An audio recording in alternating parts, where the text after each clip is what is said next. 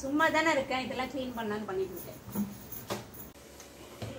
சும்மா தானே இருக்கேன், அதான் சமைச்சிட்டு இருக்கேன்.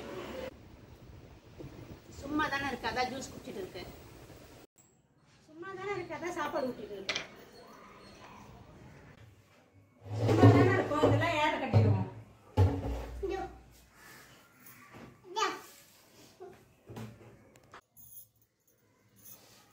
சும்மா தானே இருக்கோம், துணி காய வச்சிருவோம்.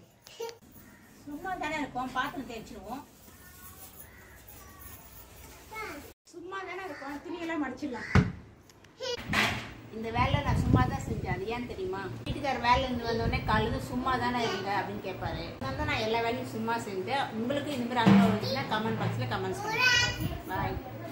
ஹாய் ஃப்ரெண்ட்ஸ், எங்கள் ரமேஷ் அண்ணன் பட்டாசு வாங்கி கொடுத்துருக்காரு. நான் ஏற்கனவே சொல்லியிருக்கேன், எங்கள் அண்ணன் வாங்கி கொடுத்தாரு சைக்கிள் சொல்லிட்டு. அவர் தான் பட்டாசு வாங்கி கொடுத்துருக்காரு. அது என்ன வாங்கி கொடுத்துருக்காரு சொல்லிட்டு நம்ம பாக்ஸ் ஓப்பன் பண்ணி பார்க்கலாம். அவர் ஜிம் வச்சிருக்காரு, நிறைய பேருக்கு அவருக்கு தெரியும். வாங்க ஓப்பன் பண்ணி பார்க்கலாம்.